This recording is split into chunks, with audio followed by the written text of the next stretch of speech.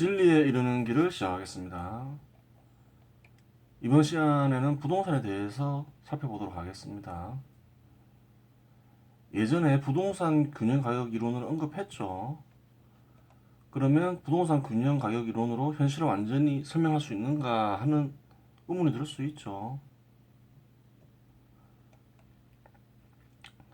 물론 완전하게 이해할 수는 없지만 모르는 것보다 아는 게 큰 도움이 되겠죠. 그래요. 하지만 기왕 언급을 했으니까 완전하게 만드는 게 좋겠죠. 그래요. 원래 처음부터 이렇게 완전하게 만들어서 언급하려고 했던 건 아닌데 하나씩 문제를 해결하다 보니까 여기까지 오게 된 거죠. 원래 그래요. 진리에 이르는 길 같은 경우도 처음부터 뭐 책을 쓰려고 했던 건 아니에요.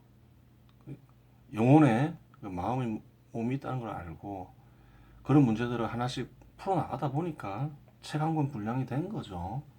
그래요. 부동산 균형 가격 이론이 완전해지려면 수요 공급의 이론을 결합을 해야 되겠죠. 그래요. 한번 살펴보도록 하겠습니다. 다음과 같은 조건이 있다고 가정할게요. 금리가 4%예요. 전체 부동산 평균 투자 수익은 2천만 원이라 가정을 할게요. 그래요. 그럼 이 경우 부동산 가격은 얼마가 되나요? 부동산 균형 가격 이론에 입각하면 이렇게 되는 거죠. 부동산 가격 이론은 균형 가격 이론은 이렇죠. 1년간 부동산 투자 수익 나누기 연이자율이죠. 그래요. 그럼 2천만 원 나누기 0.04 하면 5억 원이 되죠. 그래요. 연이자율을 정확하게 구하는 것도 하나의 이론이 될 수 있는 거죠. 뭐 대략적으로 구할 수는 있어요. 그런데 연이자율이 50% 하락해서 금리가 2%가 되면 어떻게 되나요? 2천만 원 나누기 0.02 하면 10억 원이 되죠. 그래요. 이런 조건이 형성되면 어때요? 금리가 하락하면 부동산 투자 가격이 올라갈 수 있는 조건이 되죠. 만약에 부동산 투자 수익은 그대로인데 그런 조건이 형성되는 거예요. 여기서는 부동산 투자 수익은 그대로로 하고 금리만 하락했다 하고 분석을 할게요. 그러면 주택가격은 원래 주택가격은 5억이죠. 그럼 5억에서 10억으로 바뀌겠죠. 거래가 되면서. 그래요. 그렇게 되는 거예요. 거래에 제한이 있을 경우 어떤가요? 공급량이 제한받을 수 있는 거죠. 대한민국 같은 경우도 뭐 재개발이나 재건축이나 되게 까다롭죠. 그래요. 제한이 있을 수가 있어요. 제한이 없는 경우도 생각해 볼 수 있겠죠. 제한이 있는 경우 예를 들어서 100채만 지어진다고 가정할게요. 5억 원에서 6억 원 사이 100채 지어주고 6억 원에서 7억 원 사이에 100채 지어주고 이런 식으로 가정을 할게요. 그래요.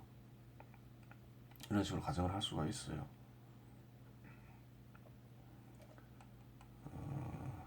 그리고 이제 수요량은 천채라 할게요. 구매력 있는 무주택자가 주택을 살 수 있겠죠. 500채를 산다고 가정을 할게요.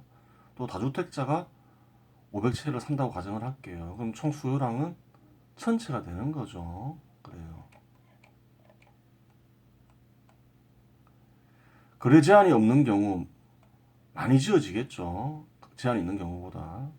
200채씩 지어진다고 가정을 할 수가 있는 거죠. 각 가격 금액 구간마다. 또 거래 제한이 없는 경우 300채씩 지어지는 경우도 생각해 볼 수 있겠죠. 그래요.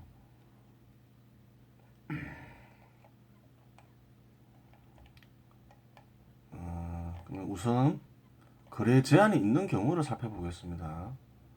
5억 원에서 6억 원 사이에 건설사가 100채를 제공을 하죠. 그러면 무주택자와 다주택자가 주택 구매에 참여할 수 있겠죠. 그럼 반반씩 구매했다 가정할게요. 그럼 무주택자 50채 구매하게 되고 다주택자 50채 구매하게 되죠. 그러면 무주택자 450명 남고 다주택자 450명 남죠. 그래요. 그럼 주택 가격이 올라가면 어떤가요? 주택 가격이 올라간다 생각하면 많은 사람들이 주택을 구매하려고 하겠죠. 그렇게 되는 거예요. 한 5억 원에서 6억 원까지 오르면 어느 정도 눈치를 채죠, 사람들이. 많이 참여하게 되겠죠. 6억 원에서 7억 원 사이에서는 건설사 마찬가지로 100채 제공한다 가정할게요. 무주택자 300채 구매에 참여하고 다주택자가 300채 구매에 참여한다고 가정을 할게요. 왜 이런 가정을 하냐 하면 주택 가격이 올라가도 참여 안 하는 이들도 있기 때문이에요. 당연하죠. 여기서 무주택자는 구매력 있는 무주택자를 가리키는 거죠. 그래요. 그럼 무주택자가 50채 구매하게 되고 다주택자가 50채 구매하게 되죠. 불균형 상태에 이르는 거죠. 그래요. 250명씩 구매를 못한 거죠. 그러면 이제 무주택자가 400명 남고 다주택자가 400명 남게 되는 거죠. 그래요. 그렇게 되는 거예요.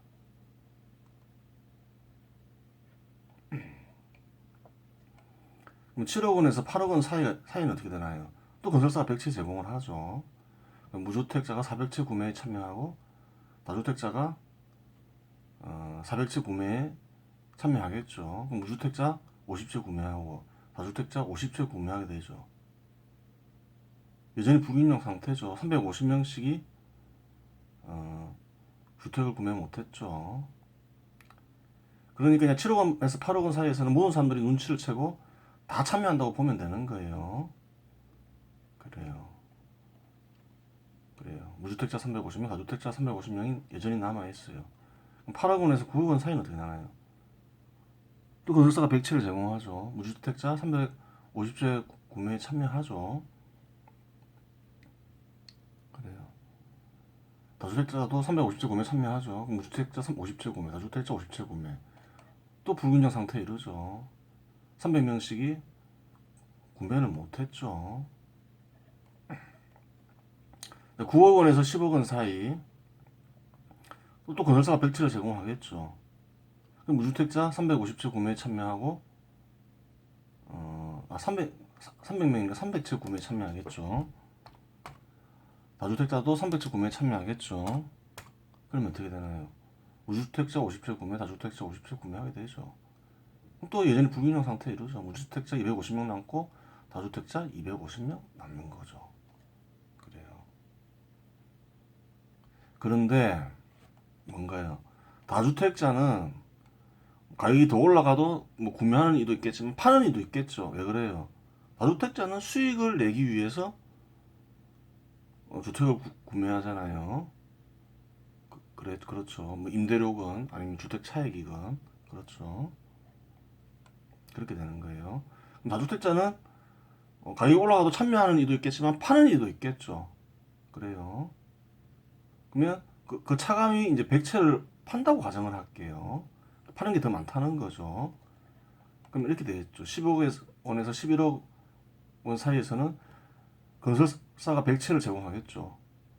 무주택자는 집을 구하려고 하니까 별 신경 안 쓰고 살려고 하겠죠. 그래요. 건설사가 100채를 제공하면 하고 다주택자도 100채를 제공한다고 가정할게요. 그럼 무주택자 몇 명 남았나요? 250명 남았죠. 그 250채 구매에 참여하겠죠. 그럼 무주택자 200채 구매하겠죠. 그럼 불균형 상태에 이르죠. 또 무주택자가 50명 남아있어요. 그럼 11억 원에서 12억 원이 됐어요. 그래요. 또 건설사 100채 제공하고 다주택자 100채 제공하죠. 그럼 무주택자 50채 구매에 참여하죠. 무주택자 50채 구매했어요. 그럼 다주택자가 반을 팔고 건설사가 반을 팔았으면 건설사는 몇 채를 못 파나요? 75채를 팔지 못하죠. 그래요. 그런데 구매자가 있나요, 없나요? 없다는 거예요. 왜? 이제는 무주택자가 다 집을 샀죠. 더 사는 사람은 없는 거죠. 그래서 결국 어떻게 되나요? 구매자가 얻게 된다. 그러면 10억까지 하락하겠죠. 균형 가격까지. 최고가는 얼마인가요? 12억 원이겠죠. 16.67% 하락하게 되는 거죠. 그렇게 되는 거예요. 이해하기 쉽게 설명하기 위해서 백채 단위로 했지만 여기 100을 곱해도 되고 1000을 곱해도 되죠. 그래요. 만채가 그래요. 100을 곱하면 7,500채가 그 미분양이 되고 1000을 곱하면 75,000채가 미분양이 되는 거죠. 그렇게 되는 거예요. 그래요. 이때는 막 건설사들이 집을 팔려고 하겠죠. 그래요. 근데 살 사람이 없다는 거예요. 다 샀다는 거죠, 집을. 그래요. 다주택자도 사고 팔고 하겠지만 파는 이가 더 많다는 거예요. 결국은 살 리가 없다는 거죠. 순수하게 사는 이가 없다는 거죠. 그렇게 되는 거예요. 대한민국 같은 경우에는 무주택자들을 우대하죠. 그래요. 그래서 무주택자에게 주택을 구매할 수 있는 우선권을 부여할 수 있는 거예요. 그 경우 어떤 일이 생길 수 있는지 한번 볼게요. 7억 원에서 8억 원 구간에서 무주택자에게 주택 구매 우선권을 부여한다. 그럴 수 있는 거죠. 그러면 3번부터 달라지는 거죠. 무주택자만 집을 구매하겠죠. 다주택자는 집을 구매 못하죠. 그럼 7억 원에서 8억 원 건설사가 100채를 제공하죠. 그럼 무주택자가 400채 구매에 참여하죠. 그래요. 무주택자 100채를 구매하는 거죠. 여전히 불균형 상태에 이르죠. 근데 무주택자가 400명에서 300명으로 줄었죠. 다주택자는 여전히 400명 남아있죠. 8억 원에서 9억 원 사이는 어떻게 되나요? 건설사가 100채를 제공하죠. 무주택자 300채 구매에 참여하죠. 300명 있으니까. 그럼 무주택자 100채를 구매하겠죠. 여전히 불균형 상태에 있죠. 무주택자가 200명 있어요. 다주택자도 400명 남아있죠. 9억 원에서 10억 원 사이는 어떻게 되나요? 건설사 100채를 제공하죠. 무주택자가 200채 구매에 참여하죠. 그럼 무주택자가 또 100채를 구매하겠죠. 여전히 불균형 상태에 있죠. 무주택자 100명 있죠. 그래요. 조건이 뭐 그대로라 하면 다주택자는 사라지겠죠. 왜? 사는 이도 있고 파는 이도 있겠지만 이익이 안 남기 때문에 그렇죠. 그 이치상 사라진 걸로 볼 수 있는 거죠. 오히려 파는 이가 나오겠죠. 또 가격이 더 올라가면. 근데 주택을 살려는 이들은 있죠. 무주택자들. 구매력 있는 무주택자는 무조건 산다고 가정을 하는 거죠. 계속 올라가니까. 지금 못 산다 생각하면 막 살 거 아니에요. 그 대한민국에서도 뭐 패닉 바잉이라고 하죠. 그런 거를. 패닉 바잉이 일어나고 그러는 거예요. 그게 현실적인 거예요. 그럼 10억 원에서 또 11억 원 사이에 형성될 수 있는 거죠. 이 경우는 버블인 거죠. 버블. 버블이 일어나는 거죠. 무조건 살려는 이들이 있으면서. 그럼 건설사가 100채를 제공하겠죠. 또 다주택자가 100채를 제공하겠죠. 그럼 무주택자가 100명 남아있죠. 그럼 어떻게 되나요? 무주택자가 100채를 구매하겠죠. 그럼 불균형 상태에 이르죠. 무주택자는 다 사라졌죠. 근데 건설사가 50채를 못 팔게 되죠. 건설사가 반을 팔고 다주택자가 반을 판다고 가정을 하면 그렇게 되는 거죠. 구매자 있나요? 없나요? 없다는 거예요. 그러면 어떻게 되나요? 10억까지 하락하겠죠. 11억 원이 최고가죠. 9.09% 하락하죠. 약 9% 가까이. 1 나누기 11을 하면 되는 거죠. 그렇게 되는 거예요. 그래요. 처음 경우에도 버블이 일어났죠. 그래요. 원래 10억까지만 올라야 되는데 2억이 더 올랐어요. 왜? 구매력 있는 무주택자가 주택을 확보하지 못해서 그런 거죠. 그렇게 된 거예요. 그래요. 이 얘기는 뭔가요? 주택 제한을 하면 부동산 거래를 제한하면 주택 거래를 제한하면 버블이 일어난다는 거죠. 버블이 일어난다는 거예요. 그리고 많은 사람들이 버블이 일어난 가격에서 주택을 사게 되는 거죠. 그렇게 되는 거예요. 대한민국에서도 그런 거 확인 가능하죠. 예전에 노무현 대통령 때 주택 거래 제한을 많이 했죠. 그래요. 그 버블도 사실 좀 일어났었어요. 확인 가능하죠. 그래서 미분양도 많이 생기고 건설사들 많이 부도났죠. 그렇게 되는 거예요. 그래요.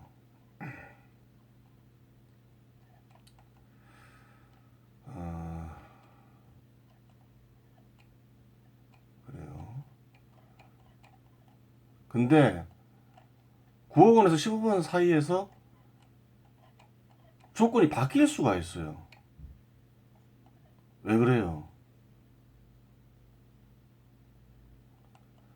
무주택자에게 주택 구매의 우선권을 주면 어떻게 되나요? 임대주택 수가 증가하지 않죠. 그러면 임대주택에 살고자 하는 사람의 수가 크게 변동이 없다면 혹은 또 증가할 수도 있겠죠. 뭐 사람은 결혼을 하면서 무주택자가 될 수도 있는 거예요. 독립을 하면서.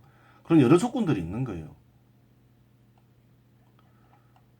조건이 바뀔 수가 있어요. 무주택자에게 주택을 우선적으로 구매할 수 있는 권리를 주면 그런 일이 발생할 수 있는 거예요. 또 예를 들어서 다주택자들을 탄압하면 조건이 바뀔 수가 있어요.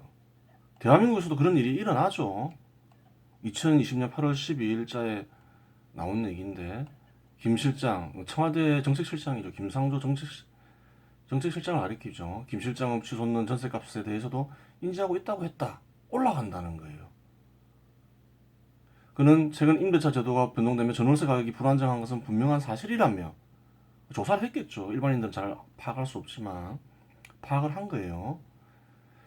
임대료가 올라간다는 얘기죠. 최근 부동산 시장이 불안정하고 여러 제도가 갑작스레 바뀌며 국민이 불안한 건 알겠지만 정부가 마련한 정책이 시장 안정을 넘어 주거 복지까지 이어질 수 있도록 노력하겠다고 했다.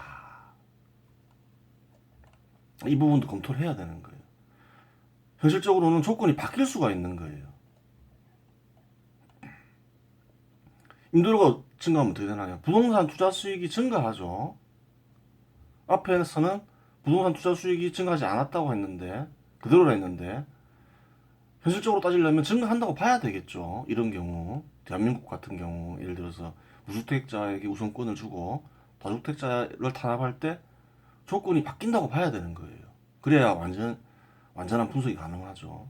그럼 2천만 원에서 2,400만 원으로 바뀐다고 가정을 할게요. 20% 상승하면 그렇게 되겠죠. 실제로 그 이상 올랐을 수도 있죠. 계속 그 다주택자들을 탄압하는 정책을 쓴 거죠. 또 무주택자를 우대하고 현실이 그런 거죠. 대한민국의 경우 그래요. 그럼 어떻게 되나요? 부동산 가격은 2,400만 나누기 0.02 하면 되죠. 그러면 12억 원이 되는 거예요. 아까는 10억 원이지만 조건이 바뀌어 버린 거예요. 이 중간에 그런 정책을 쓰면서 조건이 바뀌면 어떻게 되나요? 10억 원에서 11억 원 사이에 건설사 100채 제공하죠. 다주택자가 집을 안 팔죠. 또 가격이 올랐으니까 또 같이 살려고 그러죠. 그러면 무주택자 100채 구매에 참여하죠. 무주택자가 100채를 구매하죠. 불균형 상태에 이르죠. 그래요. 그러면 5번에서 어땠나요? 그래요. 5번에서 100채가 남아 있었죠.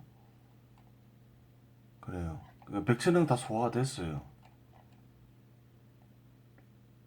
그럼 다주택자는 여전히 400명 남아 있죠. 그럼 11억 원에서 12억 원이 되면 어떻게 되나요? 또 건설사가 100채를 제공하겠죠. 다주택자가 100채 구매를 하겠죠. 그럼 다주택자는 400채 구매에 참여하게 되는 거죠. 300명 남아있으니까 다주택자가 100채 구매하게 돼요. 그럼 다주택자는 100채를 구매했어요. 그럼 균형 상태에 이르죠. 그래요. 그럼 이제 그 이상 올라가면 다주택자는 참여를 안 하겠죠. 수익이 안 나니까. 그럼 여기서 끝나는 거예요. 최고가가 12억 원이 되겠죠. 그래요. 그래요.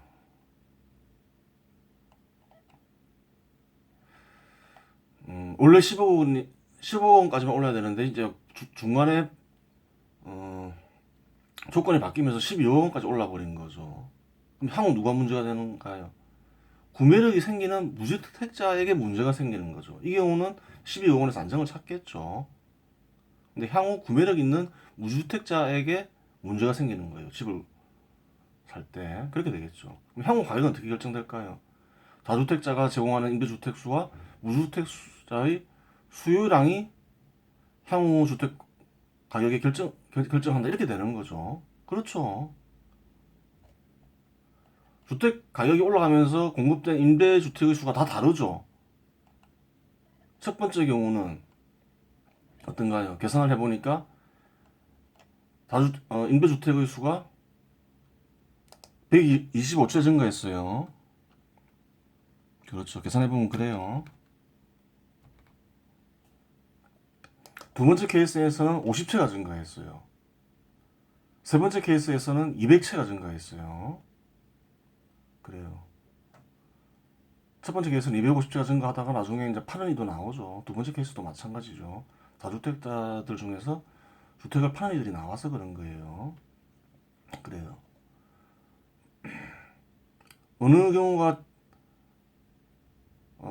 좋다 나쁘다 얘기할 수는 없는 거죠.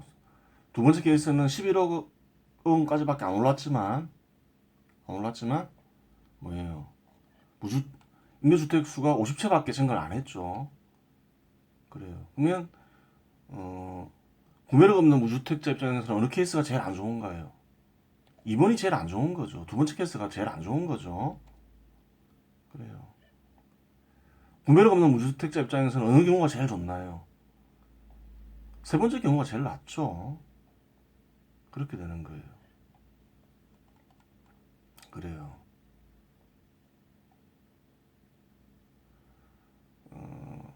1번 같은 경우는 안 좋을 수 있는 거죠. 왜? 버블이 생기면서 한 16% 가까이 또 주택 가격이 하락을 했죠. 그럼 문제가 생길 수 있는 거죠.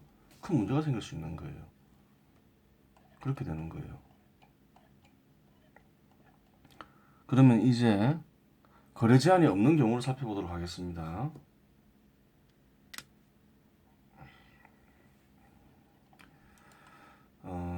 거래 제한이 없는 경우는 200채를 구매할 수도 있고 300채를 구매할 수도 있다고 했죠. 이런 차이는 어떻게 발생할까요? 건설사의 생산 능력이 다르면 그렇게 될 수 있는 거죠.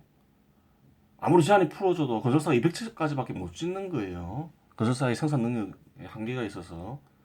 혹은 뭐 300채를 줄 수도 있겠죠. 생산 능력이 더 크면. 그래서 이렇게 나눠서 보는 거예요. 또 토지 거래를 아무리 자유롭게 해도 좀 확보하는데 시간이 걸릴 수 있는 거죠. 또 토지를 얻을 때 토지 소유자들이 또 이렇게 소유자들과 또 협상을 해야 되고 하니까 시간이 걸릴 수 있는 거죠. 한꺼번에 제공하지 못하는 한계도 있는 거예요. 그래요. 그래서 이렇게 나누어서 보는 거예요. 거래 제한이 없는 경우 처음에 이제 200채씩 지어지는 경우를 살펴볼게요. 5억 원에서 6억 원. 건설사 200채 제공, 무주택자 100채 구매 참여, 다주택자 100채 구매 참여. 처음에는 이제 100채씩 참여한다고 가정할게요. 그럼 균형을 이루겠죠. 그럼 무주택자, 다주택자가 각각 400명씩 남죠. 6억 원과 7억 원 사이에 또 건설사가 200채 제공하죠. 이때 좀 많은 사람들이 눈치챘다고 가정할게요. 무주택자 300채 구매 참여, 다주택자 300채 구매 참여한다 가정할게요. 그러면 무주택자 100채 구매, 다주택자 200채 구매하겠죠. 불균형 상태에 이르죠. 무주택자가 300명 남아있고 다주택자가 300명 남아있죠. 200명, 무주택자 200명은 좀 불만이 있겠죠. 사고 싶었는데 6억 원에서 7억 원 사이에. 그래요. 그럼 7억 원에서 8억 원 사이 또 건설사 200채 제공하죠. 무주택자 300채 구매에 참여하고 다주택자 300채 구매에 참여하죠. 그럼 무주택자 100채 구매하게 되죠. 다주택자 또 100채 구매하게 되죠. 불균형 상태에 이르죠. 여전히 이제 무주택자 200명 남아있고 다주택자 200명 남아있죠. 8억 원에서 또 9억 원 사이에 또 200채씩 제공한다 가정하면 또 100채씩 구매하게 되고 여전히 불균형 상태에 이르게 되죠. 100채씩 무주택자 100명 남아있고 다주택자 100명 남아있죠. 9억 원에서 10억 원 사이에 어떻게 되나요? 건설사 200채 제공하죠. 그럼 무주택자 100채 구매 참여하고 다주택자 100채 구매 참여하죠. 다 사게 되는 거죠. 그래요. 15억 원까지 올라가는 과정에서 다 사게 되죠. 버블에서 사는 일은 없는 거죠. 이 경우. 최고가 10억 원이 되죠. 근데 임대주택 수는 몇 채인가요? 500채죠. 향후 주택 가격은 어떻게 결정되나요? 임대주택 수와 임대주택 수량의 관계 속에서 결정되죠.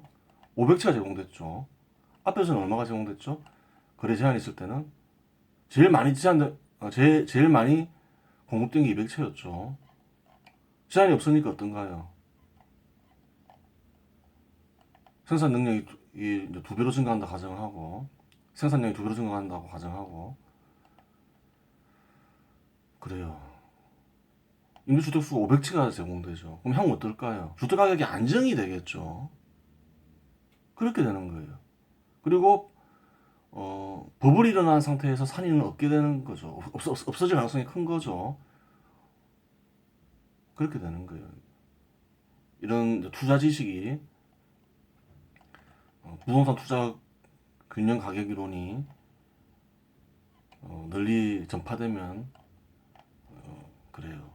어리석게 막 사는 일들은 없어진다는 거예요. 그렇게 되는 거예요. 그럼 두 번째 가정을 볼게요. 이 경우는 건설사가 300채씩 제공한다고 가정을 하는 거죠. 그럼 5억 원에서 6억 원 사이에 건설사 300채 제공을 하죠. 그럼 무주택자 150채 구매 참여하고 다주택자 150채 구매 참여하죠. 균형이 이루죠. 그럼 무주택자 350명 남고 다주택자 350명 남죠. 6억 원에서 7억 원 사이에 또 건설사가 300채 제공하죠. 무주택자 300채 구매 참여하죠. 다주택자 300채 구매 참여하죠. 또 무주택자 150채 구매하고 다주택자 150채 구매하죠. 불균형 상태 이루죠. 그럼 무주택자 200명 남고 다주택자 200명 남죠. 그럼 7억 원에서 8억 원 사이에 건설사가 300채 또 제공하죠. 그럼 무주택자가 200채 구매 참여하고 다주택자가 200채 구매 참여하죠. 그럼 무주택자 150채 구매하고 다주택자 150채 구매하죠. 불균형 상태에 이루죠. 무주택자 50명 남고 다주택자 50명 남죠. 그럼 8억 원에서 9억 원 사이에 건설사가 또 300채 제공을 하죠. 무주택자 50채 구매 참여하고 다주택자 50채 구매 참여하죠. 무주택자 50채 구매하고 다주택자 50채 다 구매했죠. 그러면 일단 불균형 상태가 돼버리죠. 200채를 못 팔았죠, 건설사가. 근데 새로운 다주택자를 찾을 수 있나요, 없나요? 영업을 통해서. 찾을 수가 있죠. 남는 게 있으니까, 수익이 나니까, 다주택자가 아니었던 사람들을 찾을 수 있겠죠. 돈은 많은 사람이고, 설득할 수 있는 거예요. 그 사람도 설득을 당할 수가 있는 거죠. 수익이 난다 생각하니까, 또, 그렇게 판단할 수 있는 거죠. 그러니까 새로운 다주택자를 영업을 통해서 구할 수가 있어요. 그러니까 팔 수가 있다는 거예요. 왜 투자를 하면 수익이 나니까. 새로운 다주택자 200명이 구매를 하겠죠. 균형 상태에 이르는 거예요. 물론 영업을 해야 되니까 쉽지는 않겠지만 좀 시간이 지연이 되겠죠. 하지만 구할 수는 있다는 거예요. 우선 8억 원에서 9억 원 사이에서 안정이 되겠죠. 주택 가격이. 근데 서서히 오르기는 오른다는 거예요. 수익이 나는 상황에 투자를 했을 때 수익이 나는 상황에서는 그래요. 가격은 4번 상황에서 이제 안정이 된 거예요. 서서히 올라가는 거죠. 또 9억 원에서 10억 원까지도 오르겠죠. 건설사 300채 제공할 경우에 새로운 또 다주택자가 이제 300채 구매하겠죠. 구매력 있는 무주택자는 다 구매한 거죠. 물론 이제 또 구매력 생기는 구매력이 새로 생기는 무주택자도 참여할 수 있겠죠. 우선 이렇게 가정을 한 거예요. 가격이 서서히 오르는 거예요. 그래서 4번에서 가격은 안정이 된 거예요. 8억 원에서 9억 원 사이에서 서서히 올라가는 거예요. 새로운 다주택자 300채 구매에 참여하겠죠. 일단 구매력 있는 무주택자는 빼는 거죠. 새로이 구매력이 생기는 무주택자는 빼면 새로운 다주택자가 300채를 구매하게 돼요. 균형 상태에 이르러 있는 거죠. 그래요. 8억 원에서 9억 원 사이에서 안정을 이루지만 최고가가 10억 원이죠. 10억 원까지 오를 수 있는 거예요. 임대주택 수는 어떤가요?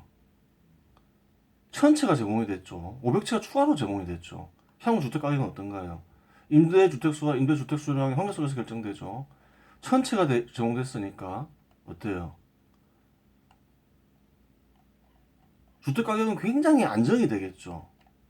그래요. 조건이 바뀔 수 있다 했죠. 조건은 한 8억 원에서 9억 원 사이에서 바뀔 수도 있는 거예요. 새로운 다주택자 수가 참여하면서 임대주택 수가 대폭 증가했죠. 그래요. 원래는 10억 원까지 올라야 되지만 9억 원까지 오를 수도 있다는 거예요. 무엇으로 균형 가격을 바꿔버렸나요? 공급량으로 바꿔버린 거죠, 조건을. 그렇죠. 균형 가격에서 처음에 결정된 가격을 공급량으로 파괴해버릴 수 있는 거죠. 균형 가격 자체를 바꿔버릴 수 있는 거죠. 왜? 새로운 다주택자가 참여하면서 그렇게 되는 거죠. 그러니까 임대주택 수가 대폭 증가하면서 그렇게 되는 거예요. 그래요. 그래서 거래 제한 해야 되겠어요? 안 해야 되겠어요? 그래요. 그 서민들을 위해서는 거래 제한이 없어야 되겠죠. 뭐 불로소득이니 뭐니 하면서 거래 제한하는 건 뭔가요? 악이죠. 사회 전체적으로 악인 거예요. 서민들한테도 악이 되는 거고. 집이 대폭 많이 지어지면서 대폭 많이 지어지죠. 그래요. 건설사도 좋아지고 근로자도 돈 벌고 건설사 다니는 근로자 자본가 또 건설과 관련된 업체들의 근로자 자본가 다 좋죠. 사회 전체적으로 이익이죠. 큰 이익이죠. 집도 대폭 보급이 되고 그래요. 집 사고 싶은 사람 다 사고 좋은 거예요. 주거 환경 개선되고 그렇게 되는 거예요. 이번 시간 여기서 마치겠습니다.